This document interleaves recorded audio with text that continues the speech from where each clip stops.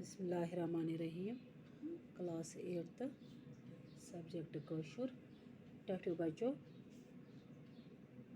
मांच तुलर पोर सोरे सबक अमिक सवाल ते लिख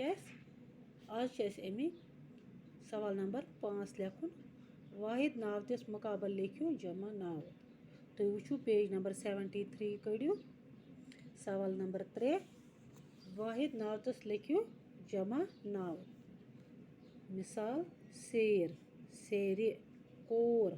कोरे तुलर अत लिखो तुलरे कांगर कांगरे यत लिख में सेर सेरे कुल कुल किताब किताब अल अल जुर जुर कोर कोरे नोट नट शुर शुर गुर गुर लट लच इथे पठन वारिया ठूल ठूल अथी ठूल नोट नट वोट वोट होट हट मोट मट यम लेखन बे पर बह सेर सेरि कुल कुल किताब किताब अल अल अल अल जुर जुर कोर कोरे नोट नट शुर शुर गुर गुर लट लच इथे पठन वोट वट गुर गुर होट हट नोट नट मोट मत पोस पस हम लिख जो सारी कापी पेठन पतन सवाल नंबर 6 क्रावतन हुंद इस्तेमाल 3 कालन मन सपदान काल गो वक्त जमान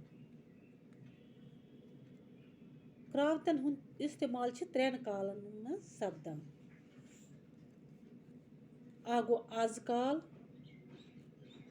पथ काल इन वोल काल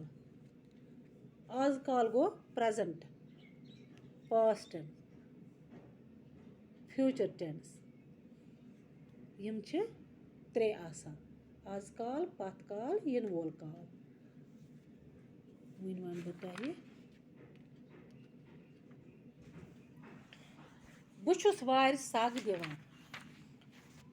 बुछुस वार सग दिवान यत मे लिखमुत बुछुस वार सग दिवान बुछुस गो वकिन छुस बह वार सग दिवान बुछुस आज काल यानी कि जन प्रेजेंट वकिन छुस बह दिवान सग आज काल पथ काल ओत्र ओस सख गरम ओत्र गो पथ काल इन वोल काल गो सु यी कलकेत सु यी कलकेत गो इन वोल काल आज काल यह गज थवन याद आज काल पथ काल इन वोल काल present tense past tense future tense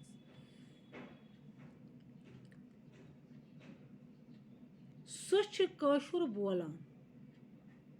सु कशुर बोलान सु कशुर बोलान गो सु वकिन कशुर बोलान गो आज काल मे कोर बात याद पथ काल इन वोल काल गो अस गछो पगह पहलगाम अस गछो पगह पहलगाम इथे पठन यह आज काल पथ काल इन वोल काल यह क्रावतन हुंद इस्तेमाल 3 कालन मज